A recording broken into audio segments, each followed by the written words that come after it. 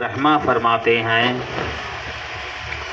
زندگی یہ نہیں ہے کسی کے لیے، زندگی یہ نہیں ہے کسی کے لیے،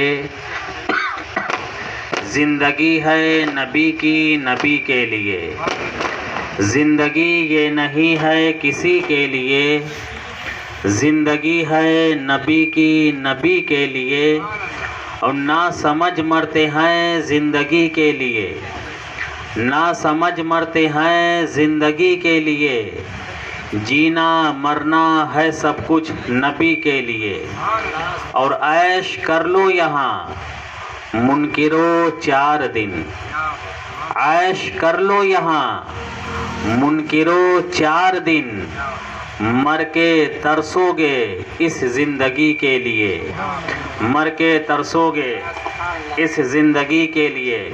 اور حضور اعلیٰ حضرت عظیم البرکت فرماتے ہیں، انہیں جانا انہیں مانا نہ رکھا غیر سے کام، انہیں جانا انہیں مانا نہ رکھا غیر سے کام، للہ الحمد میں دنیا سے مسلمان گیا، للہ الحمد میں دنیا سے مسلمان گیا۔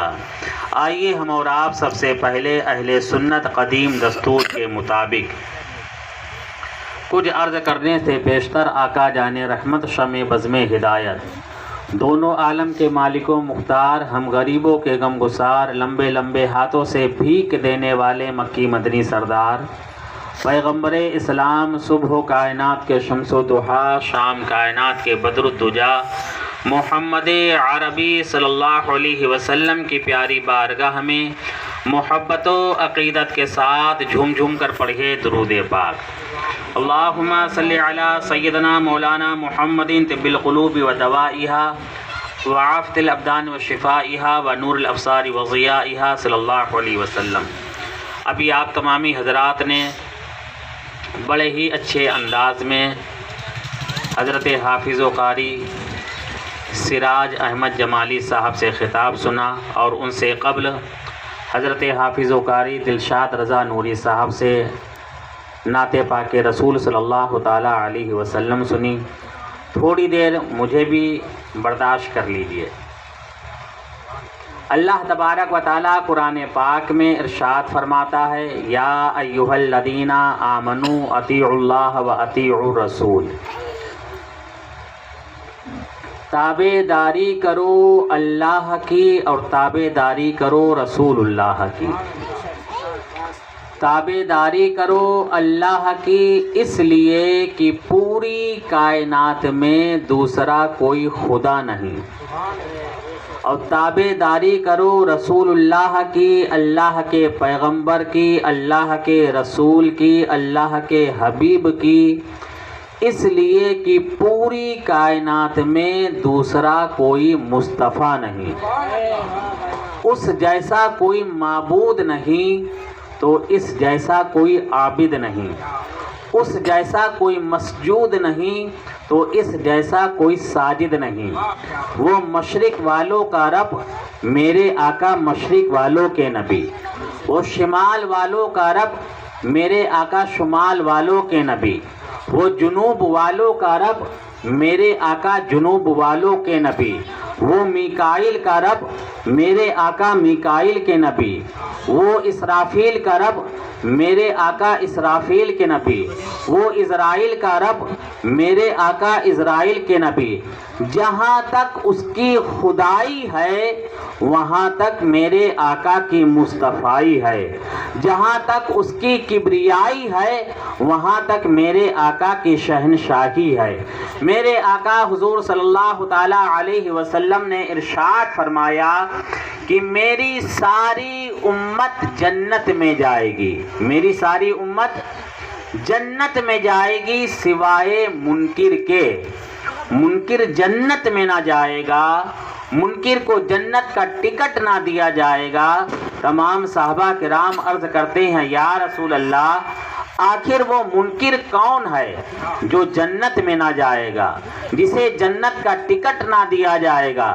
میرے آقا ارشاد فرماتے ہیں جس نے میری اطاعت کی، جس نے میری فرما برداری کی وہ جنت میں جائے گا، اور جس نے میری اطاعت نہ کی، فرما برداری نہ کی، وہ منکر ہے اور منکر جنت میں نہ جائے گا۔ تو معلوم ہوا کہ پیغمبر اسلام صلی اللہ تعالی علیہ وسلم کی اطاعت کریں، فرما برداری کریں، ان کے بتائے ہوئے راستے پر ہم اور آپ اپنی زندگی کو گزاریں۔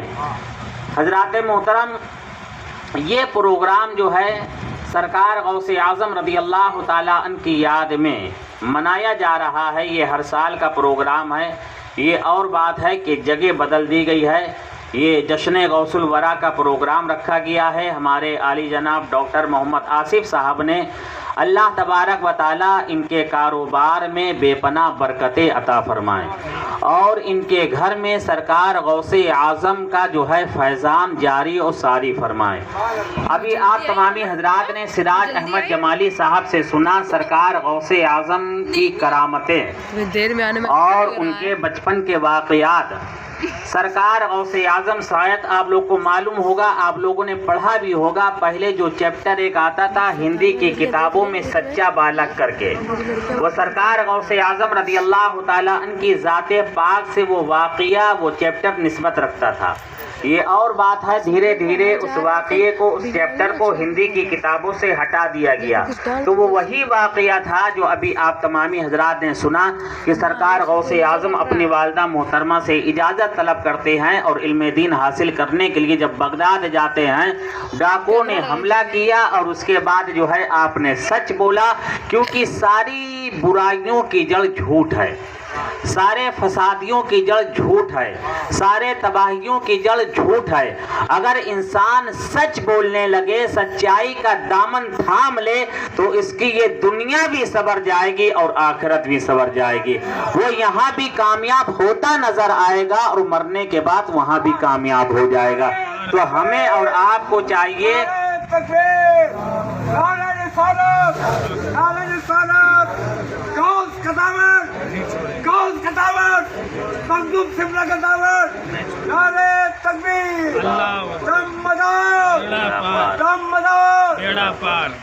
آئیے سرکار غوث اعظم رضی اللہ تعالیٰ عنہ کے تعلق سے کچھ باتیں سنتے چلیں۔ سرکار غوث اعظم رضی اللہ تعالیٰ عنہ جب بغداد پہنچ گئے علم دین حاصل کرنے کے لیے، وہاں پر ایک اللہ کے ولی تھے جن کا نام تھا حضرت محمد کاکیس رضی اللہ تعالیٰ عنہ، جن کے غلاموں میں ایک دو نہیں بلکہ 17 بادشاہ تھے۔ کتنے بادشاہ تھے؟ 17 بادشاہ تھے، اور آپ کے جھنڈے کے نیچے با ادب چلا کرتے تھے۔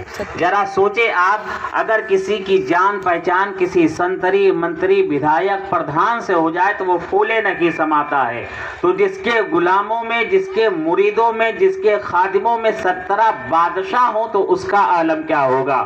حضرت محمد کاکیس رضی اللہ تعالیٰ عنہ کا ایک مرتبہ خطاب تھا، اور سرکار غوث اعظم رضی اللہ تعالیٰ عنہ کو معلوم ہوا تو آپ بھی تقریر سننے کے لیے پہنچ گئے۔ جیسے ہی حضرت محمد کاکیس کی نظر سرکار غوث اعظم پر پڑی ہے، آپ نے فرمایا اس لڑکے کو مجلس سے باہر کر دو۔ لوگوں نے سرکار غوث اعظم کو پکڑا ہے اور مجلس سے باہر کر دیا ہے، لیکن سرکار غوث اعظم ناراض نہیں ہوتے ہیں، خفا نہیں ہوتے ہیں، اور دوبارہ پھر جو ہے تقریر سننے کے لیے آ جاتے ہیں۔ جب دوسری مرتبہ تقریر سننے کے لیے آئے ہیں، حضرت محمد کاکیس کی نظر جب سرکار غوث اعظم پر پڑی ہے، آپ نے فرمایا اس لڑکے کو مجلس سے باہر کر دو۔ لوگ سوچ رہے ہیں عجیب لڑکا ہے، ابھی اسے مجلس سے باہر کیا تھا، یہ دوبارہ پھر تقریر سننے کے لیے آ گیا۔ مثال کے طور پر یہاں پر اتنے لوگ بیٹھے ہیں، اگر میں کسی کو کہہ دوں کہ فلاں کو پکڑو اور سارے لوگ مل کر اسے باہر کر دو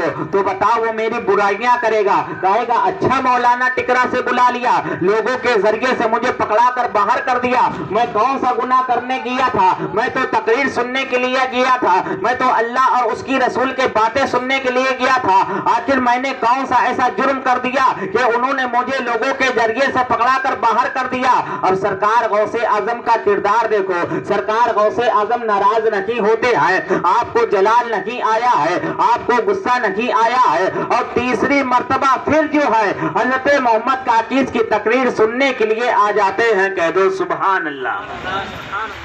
جب تیسری مرتبہ تقریر سننے کے لیے آئے تو حضرت محمد کاکیز فرماتے ہیں اس شہزادے کو, نور نظر کو, لگتے جگر کو میرے پاس لے آؤ. تمام لوگوں نے آپ کو ہاتھوں ہاتھ لیا اور سرکار محمد کاکیز کے پاس لے کر گئے. حضرت محمد کاکیز فرماتے ہیں میں نے 2 دفعہ اسے اپنی مجلس سے اس لیے باہر کیا تاکہ تم لوگ اسے اچھی طریقے جان لو, تاکہ تم لوگ اسے اچھی طریقے پہچان لو, ان کے اخلاق کو سمجھ لو, ان کے کردار کو سمجھ لو. اگر ان کی جگہ کوئی دوسرا ہوتا تو ناراض ہو جاتا, میری برائیاں کرتا, دوبارہ تقریر سننے کے لیے نہ آتا.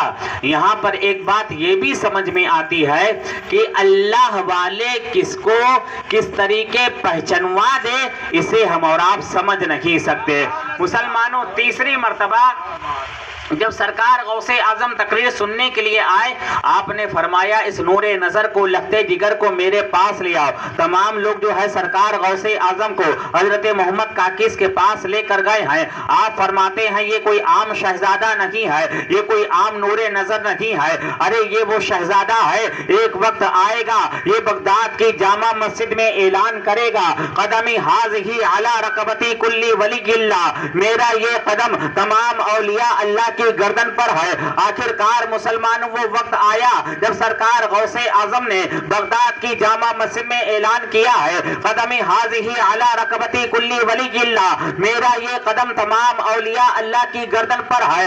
اس وقت ہندوستان کے راجا سرکار غریب نواز خراسان کے پہاڑوں میں عبادت فرما رہے تھے. سرکار غوث اعظم نے بغداد میں اعلان کیا ہے, سرکار غریب نواز نے خراسان میں سن لیا ہے. سرکار غریب نواز عرض کرتے ہیں بل علی راسی و عینی, آپ کا قدم میرے سر پر ہی نہیں, میری گردن پر ہی نہیں, بلکہ میرے سر اور میری آنکھوں پر بھی ہے. مسلمانوں, سرکار غریب نواز نے خراسان میں عرض کیا ہے, سرکار غوث اعظم نے بیٹھے بیٹھے بغداد میں سن لیا ہے. سرکار غوث اعظم نے جب غریب نواز کی یہ محبت دیکھی ہے, یہ چاہت دیکھی ہے, یہ الفت دیکھی ہے, تو آواز لگا دیتے ہیں اور یہی سے فرما دیتے ہیں اے غریب نواز جا, میں نے تجھے ہند کا سلطان بنا دیا, اے معین الدین جا, میں نے تجھے ہند کا بادشاہ بنا دیا. نعرہ تکبیر, نعرہ رسالت, غوث کا دامن, غوث کا دامن, مخدوم سنہ کا دامن, مخدوم سنہ کا دامن. نعرہ تکبیر, نعرہ رسالت, دم دو, دم دو. معلوم ہوا کہ سرکار غریب نواز کو جو ولایت ملی ہے یہ بھی سرکار غوث اعظم کے صدقے میں ملی ہے. اس لیے پیران پیر سرکار غوث اعظم فرماتے ہیں جب تک میری ولایت کی مہر نہیں لگتی تب تک اللہ تبارک و تعالیٰ اسے ولایت کے منصب پر فائز نہیں کرتا. جب سرکار غوث اعظم ولایت کی مہر لگا دیتے ہیں تب اللہ تبارک و تعالیٰ اسے ولی بنا دیتا ہے. سرکار غوث اعظم فرماتے ہیں جب تک میں نہیں چاہتا کوئی میرا نام بھی نہیں لیتا. معلوم ہوا کہ سرکار غوث اعظم چاہ رہے ہیں کہ ان کا نام لیا جائے, ان کا ذکر کیا جائے. اور ڈاکٹر محمد آصف صاحب نے یہ جو پروگرام رکھا ہے تو ظاہر سی بات ہے پیران پیر فرماتے ہیں اس کا ذکر, اس کا تذکرہ میں اپنی محفل میں پہلے کر چکا ہوتا ہوں, اس کے بعد میں وہ لوگ میرا ذکر کرتے ہیں. معلوم ہوا کہ سرکار غوث اعظم مغرب کے بعد اپنی محفل میں ہم لوگوں کا ذکر کر چکے ہیں, تب بعد نماز عشاء ہم لوگ ان کا ذکر کر رہے ہیں. تو سرکار غوث اعظم فرماتے ہیں جب تک میں نہیں چاہتا کوئی میرا نام بھی نہیں لیتا۔ سرکار غوث اعظم رضی اللہ تعالی عنہ پہلے تقریر نہیں کرتے تھے، وعظ نہیں فرماتے تھے، خطاب نہیں فرماتے تھے۔ سرکار غوث اعظم محو خواب تھے کہ پیغمبر اسلام صلی اللہ تعالی علیہ وسلم کی زیارت نصیب ہوئی۔ میرے آقا فرماتے ہیں اے بیٹا عبد القادر، تم تقریر کیوں نہیں کرتے، تم وعظ کیوں نہیں فرماتے؟ سرکار غوث اعظم عرض کرتے ہیں نانا جان، بڑے بڑے فصحا اور بلغا کے سامنے وعظ کہنے کی، تقریر کرنے کی ہمت نہیں ہوتی۔ میرے آقا فرماتے ہیں اے بیٹا عبد القادر اپنے منہ کو کھولو۔ سرکار غوث اعظم نے اپنے منہ کو کھولا ہے۔ پیغمبر اسلام نے 7 مرتبہ اپنا لعاب دہن شریف سرکار غوث اعظم کے منہ میں ڈالا اور فرمایا بیٹا عبد القادر تقریر کیا کرو، وعظ فرمایا کرو۔ تھوڑی دیر کے بعد دادا جان حضرت علی مرتضیٰ رضی اللہ تعالی عنہ تشریف لاتے ہیں اور فرماتے ہیں بیٹا عبد القادر تم تقریر کیوں نہیں کرتے، تم وعظ کیوں نہیں فرماتے؟ سرکار غوث اعظم عرض کرتے ہیں بڑے بڑے فصحا اور بلغا کے سامنے وعظ کہنے کی، تقریر کرنے کی ہمت نہیں ہوتی۔ حضرت علی پاک فرماتے ہیں بیٹا عبد القادر اپنے منہ کو کھولو۔ سرکار غوث اعظم نے اپنے منہ کو کھولا ہے۔ حضرت علی پاک نے 6 مرتبہ اپنا لعاب دہن شریف سرکار غوث اعظم کے منہ میں ڈالا اور فرمایا بیٹا تم تقریر کیا کرو، وعظ فرمایا کرو۔ حضرت علی پاک نے جب 6 مرتبہ اپنا لعاب دہن شریف عطا کیا تو سرکار غوث اعظم عرض کرتے ہیں دادا جان امام الانبیاء نانا جان صلی اللہ تعالی علیہ وسلم نے تو 7 مرتبہ اپنا لعاب دہن شریف عطا کیا، آپ نے 6 ہی مرتبہ اپنا لعاب دہن شریف مجھے کیوں عطا کیا؟ تو سنیے جو حضرت علی پاک فرماتے ہیں بیٹا عبد القادر عدد میں برابری نہ ہو جائے، گنتی میں برابری نہ ہو جائے، یہ عقیدہ ہے علی پاک کا جو گنتی میں برابری نہیں کر رہے ہیں۔ اور آج کل کا یہ انسان معاذ اللہ جسم و جسمانیت کے ساتھ برابری کر رہا ہے، میرے آقا کو معاذ اللہ اپنا بڑا بھائی کہہ رہا ہے۔ انہی بد عقیدوں کے عقیدے کو دیکھ کر سیدی سرکار اعلیٰ حضرت عظیم البرکت فرماتے ہیں تجھ سے اور جنت سے کیا مطلب وہابی دور ہو، ہم رسول اللہ کے جنت رسول اللہ کے۔ تو ہم لوگوں کو چاہیے مسلمانوں حضرت علی پاک رضی اللہ تعالی عنہ ذرا سوچے آپ کہ آپ نے 6 مرتبہ ڈالا اور پیغمبر اسلام نے 7 مرتبہ ڈالا۔ جب پیغمبر اسلام نے 7 مرتبہ اپنا لعاب دہن شریف عطا کر دیا تو علی پاک کو 6 مرتبہ اپنا لعاب دہن شریف ڈالنے کی کیا ضرورت تھی؟ یعنی جب سپریم کورٹ سے فیصلہ ہو گیا تو ہائی کورٹ میں جانے کی کیا ضرورت تھی؟ تو سنو میرے آقا ارشاد فرماتے ہیں انا مدینۃ العلم و علی بابھا، میں علم کا شہر ہوں اور علی اس کے دروازہ۔ اگر آپ کو شہر سے کوئی چیز حاصل کرنی ہے تو دروازے سے ہی جانا پڑے گا۔ گویا علی پاک نے 6 مرتبہ اپنا لعاب دہن شریف ڈال کر وہ دروازہ ہمیشہ ہمیشہ کے لیے کھول دیا اور فرما دیا بیٹا عبد القادر تم جتنا چاہو اس شہر سے علم حاصل کر لو، تم جتنا چاہو اس شہر سے علم طلب کر لو۔ میرے بھائی سرکار غوث اعظم رضی اللہ تعالی عنہ نے پھر تقریر کہنا شروع کیا، تقریر کرنا شروع کیا۔ جب پہلی مرتبہ تقریر کہا تو مسجد بھر گئی، دوسری مرتبہ تقریر فرمایا تو برآمدہ بھر گیا۔ الاختصار یہ کہ ایک وقت ایسا آیا کہ سرکار غوث اعظم کی تقریر سننے کے لیے 70 ہزار کا مجمع ہوتا تھا۔ 70 ہزار، آپ کہیں گے 70 ہزار کی تعداد کوئی زیادہ نہیں ہے۔ ابھی کچھ سال پہلے حضور تاج الشریعہ علیہ رحمہ کا جب وصال ہوا تھا تو کروڑوں کی تعداد بھی لوگ وہاں پر پہنچ گئے تھے۔ 70 ہزار کوئی زیادہ نہیں ہے، لیکن میرے بھائی اس بات کو سمجھنا پڑے گا آج ہماری تعداد زیادہ ہے، آج جو ہے سواریوں کا ہمارے پاس پورا انتظام ہے، ہم جو ہے گھنٹوں کا سفر منٹوں میں کر لیتے ہیں، دن کا سفر گھنٹوں میں کر لیتے ہیں۔ آج ہمارے پاس انتظام ہے۔ پہلے کے لوگ جو ہے کئی دن بیل گاڑیوں کا سفر کر کے جو ہے 70,000 کا مجمع ہوتا تھا اور سرکار غوث اعظم کی تقریر سننے کے لیے جاتے تھے۔ ذرا سوچیے آپ، کہاں سے لوگ سفر کر کے آتے تھے، تب 70,000 کا مجمع ہوتا تھا سرکار غوث اعظم کی تقریر کو سننے کے لیے۔ اور سرکار غوث اعظم کی ایک کرامت یہ بھی تھی، آج یہ مائک ہے، یہ ساؤنڈ باکس ہے، مشین ہے، ہارن وغیرہ لگا دیا جاتا ہے جس کے ذریعے سے ہم اپنی آواز کو دور تک پہنچاتے ہیں۔ سرکار غوث اعظم کی ایک کرامت یہ بھی تھی، کیونکہ پہلے یہ نہ تو یہ مائک تھا، نہ یہ مشین یا یہ ساؤنڈ، نہ ہارن، کچھ بھی نہیں تھا، تو سرکار غوث اعظم کی ایک کرامت یہ بھی تھی، جتنی آواز پہلی صف میں بیٹھا ہوا انسان سنتا تھا اتنی ہی آواز 70,000 کے مجمع میں جو سب سے آخر میں ہوتا تھا اتنی آواز وہ بھی سنتا تھا۔ یعنی پہلی صف میں بیٹھا والا انسان جتنی آواز سن رہا ہے اتنی ہی آواز 70,000 کے مجمع میں جو سب سے آخر میں ہوتا تھا اتنی ہی آواز وہ بھی سنتا تھا۔ اب آؤ میں آپ کو بتاتا چلوں، جب سرکار غوث اعظم نے تقریر کرنا شروع کیا، ایک مرتبہ سرکار غوث اعظم تقریر کر رہے تھے اور معراج شریف کا واقعہ بیان کر رہے تھے۔